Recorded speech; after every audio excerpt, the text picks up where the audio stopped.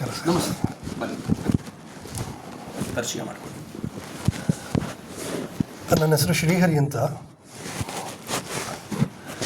ದೇಶಭಕ್ತಿ ಎಂಬ ಮಹಾಪರಾಧಕ್ಕಾಗಿ ತಾನು ಗಳಿಸಿದ್ದ BA ಪದವಿಯನ್ನು ಸ್ವದೇಶದಲ್ಲಿ ಮತ್ತು ಬ್ರಿಟಿಷರಿಂದ ಬ್ಯಾರಿಸ್ಟರ್ ಪದವಿಯನ್ನು ವಿದೇಶದಲ್ಲಿ ಮೊಟ್ಟ ಮೊದಲ ಬಾರಿಗೆ ತಿರಸ್ಕರಿಸಲ್ಪಟ್ಟ ಮೊಟ್ಟ ಮೊದಲ ಭಾರತೀಯ ಅಂತಂದರೆ ಅದು ವೀರ ಸಾವರ್ಕರ್.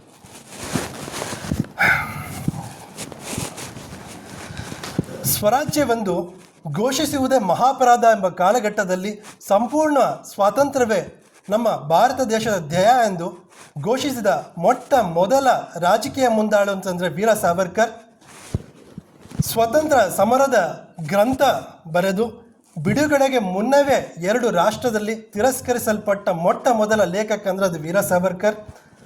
ಪ್ರಪಂಚದ ರಾಜಕೀಯ ಇತಿಹಾಸದಲ್ಲಿ 50 ವರ್ಷಗಳ ಕಾಲ ಸುದೀರ್ಘ ಕಾಲ ಸೆರೆಮನೆ ವಾಸ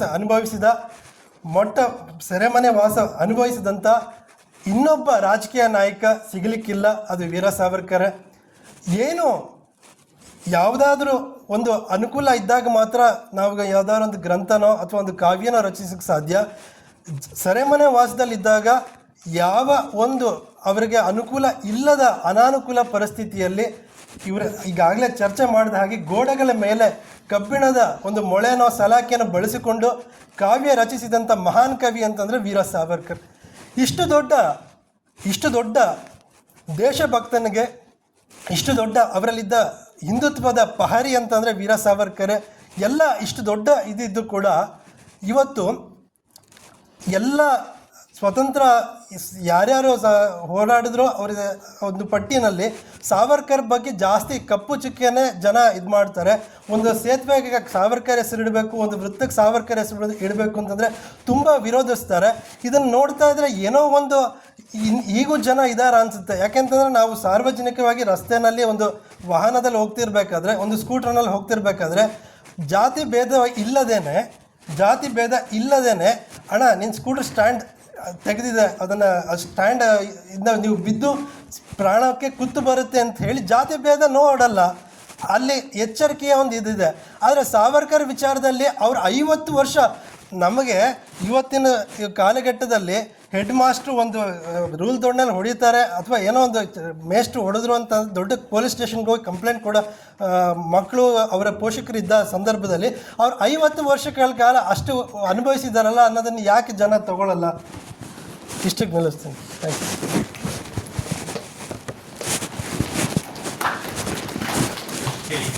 ಅಭಿಪ್ರಾಯ?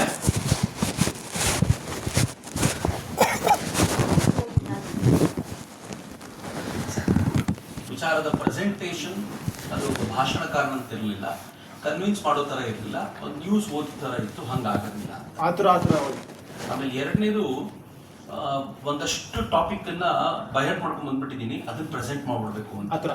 ಈ ಪ್ರಾಬ್ಲಮ್ ಏನು ಅಂತಂದ್ರೆ ಅದನ್ನ ಪ್ರೆಸೆಂಟ್ ಮಾಡುವಾಗ ಎಲ್ಲಾದ್ರೂ ಎಡವಟ್ಟಾಗ್ಬಿಟ್ರೆ ಏನಪ್ಪಾ 2ನೇ ಪಾಯಿಂಟ್ ಮಿಸ್ ಆಗ್ಬಿಟ್ರೆ 3ನೇ ಪಾಯಿಂಟ್ ನೆನಪಾಗಿಲ್ಲ ಅಂದ್ರೆ ಇದಾಗಿಲ್ಲ, ಹಂಗೊಂದು ತಲೆ ಬಿಟ್ಬಿಟ್ಟಿರುತ್ತಲ್ಲ ಇದದು.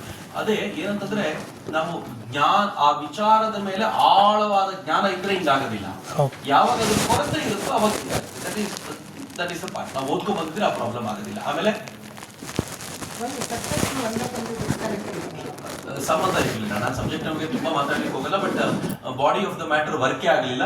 ಆಮೇಲೆ ಎಲ್ಲಿವರೆಗೂ ಬಂತು ಅದು ಅಂತಂದ್ರೆ ನಾವು ಫೈನಲಿ ಎಲ್ಲಿದೆರೆಗೂ ಕನೆಕ್ಟ್ ಆಗ್ಬಿಟ್ಟು ಫೈನಲಿ ಎಂಡ್ ಆದಾಗ ಎಂಡ್ ಆಯ್ತು ಗೊತ್ತೇ ಆಗಿಲ್ಲ ಯಾರಿಗೂ.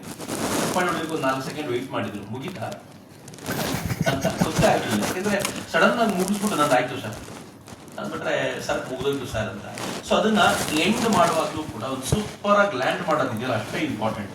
ಫ್ಲೈಟ್ ಟೇಕ್ ಆಫ್ ಎಷ್ಟು ಮುಖ್ಯವೋ ಲ್ಯಾಂಡಿಂಗ್ ಅಷ್ಟೇ ಇಂಪಾರ್ಟೆಂಟ್. ಮಧ್ಯದಲ್ಲಿ ಆರಾಮಾಗಿ ಹೋಗ್ಬಿಡುತ್ತೆ. ನಾನು ಆಗಲೇ ಹೇಳಿದ್ನಲ್ಲ ನಿಮಗೆ, ಮಧ್ಯದಲ್ಲಿ ಹೋಗೋಕೆ ತುಂಬಾ ಪ್ರಾಬ್ಲಮ್ ಆಗೋದಿಲ್ಲ, ಅದು ಒಂದು ಮೊಮೆಂಟಮಲ್ಲಿ ಹೋಗ್ಬಿಡುತ್ತೆ. ಬಟ್ ಲ್ಯಾಂಡಿಂಗ್ ಮತ್ತು ಟೇಕ್ ಆಫ್ ಇರುತ್ತಲ್ಲ ಬಹಳ ಡೇಂಜರಸ್. ಒಳ್ಳೆ ಪೈಲಟ್ ಇದ್ರೆ ಮಾತ್ರ ಅಥವಾ ಕಠಿಣ ಸಂದರ್ಭದಲ್ಲೂ ಕೂಡ ಲ್ಯಾಂಡ್ ಮತ್ತೆ ಅಲ್ಲಿಗೆ ಫ್ಲೈಟ್ ಟೇಕ್ ಆಫ್ ಮಾಡ್ಕೊಳ್ಳಿಕ್ಕೆ ಅನುಕೂಲ ಆಗುತ್ತೆ. ಸೊ ಇದನ್ನ ನೆನಪಿಟ್ಕೊಳ್ಳಿ. ಆಮೇಲೆ ಇನ್ನು ಹಾವಭಾವದ ಬಗ್ಗೆ ಮತ್ತು ಏರಿಳಿತಗಳ ಬಗ್ಗೆ ನಾನು ಮತ್ತೆ ಹೇಳೋದೇನಿಲ್ಲ, ಎಲ್ಲರೂ ಅದನ್ನು ಗಮನಿಸಬೇಕಾಗಿರುವಂತ ಸಂಗತಿ ಅಂತ. I think you're okay with this. ನೀವು ಮಾತಾಡ್ಬೇಕಾ? ಲಾಸ್ಟ್ ಮಾಡುವ. Anyone else? ಹೊಸಬ್ರು ಯಾರು ಕಲಿಬೇಕು ಅಂತ ಬಂದಿದ್ರು, this was the best question.